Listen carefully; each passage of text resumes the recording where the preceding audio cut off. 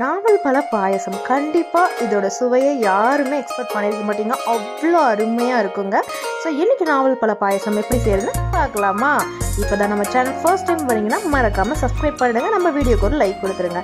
So இப்போ நாவல் பழம் எடுத்துக்கலாம். இதில் இருக்க கொட்டையெல்லாம் நீக்கிட்டு இதோட சதை பகுதியை மட்டும் நான் ஒரு பிளேட்டில் எடுத்து வச்சுருக்கிறேன். இப்போ இது ஒரு மிக்ஸி ஜாருக்கு மாற்றிடலாம்.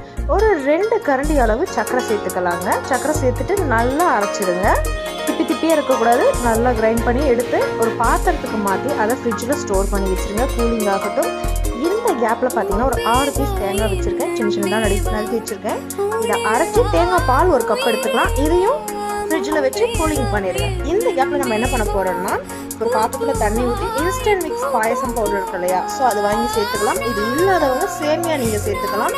இப்போ இது நல்லா வேகட்டும். ஒரு 5 நிமிஷத்துல இது ரெடி ஆகிடும். இதை பார்த்தீங்கன்னா ஆறட்டும். ஆறுனதுக்கப்புறமா ஆல்ரெடி நம்ம அரைச்சி ரெடி பண்ணி வச்சுருக்கோம் இல்லையா தேங்காய் பால், அந்த தேங்காய் பாலை இப்போ சேர்த்துக்கலாம். ஓகேவா? இதை சேர்த்துட்டு அடுத்ததான் வந்து பார்த்தீங்கன்னா நாவல் பழம் அரைச்சி வச்சுருக்கோம் இல்லையா, அந்த நாவல் பழத்தையும் இதில் சேர்த்துக்கலாம். இப்போ நல்லா கூலிங்காக இருக்கும். ஸோ இதை நல்லா இப்போ மிக்ஸ் பண்ணி விடுங்க. சுகர் எக்ஸ்ட்ரா சேர்க்க வேண்டிய அவசியம் இல்லை. நாவல் பழம் அரைக்கும் போதே நம்ம சுகர் சேர்த்துருக்கோம். சப்போஸ் உங்களுக்கு இன்னும் கொஞ்சம் ஸ்வீட்டோட தன்மை அதிகமாக வேணும் அப்படின்னா நீங்கள் கொஞ்சம் எக்ஸ்ட்ராவாக சுகர் சேர்த்துக்கலாம். வெல்லம் இருந்ததுன்னா வெல்லமும் நீங்கள் சேர்த்துக்கலாம்.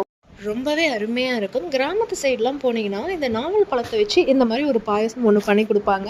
சுவை சொல்கிறதுக்கு வார்த்தையே இல்லைங்க, அவ்வளோ அருமையாக இருக்கும். இந்த ஒரு சுவை நீங்கள் கண்டிப்பாக எக்ஸ்பெக்டேஷன் பண்ணியிருக்க மாட்டீங்க. நாவல் பழத்தில் ஜூஸ் போடலாம், சட்னி போடலாம், ஆனால் பாயசம் கேள்விப்பட்டிருக்கீங்களா?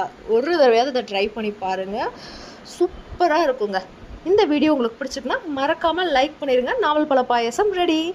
வேறு வீடியோவில் சந்திக்கிறேன். பாய்.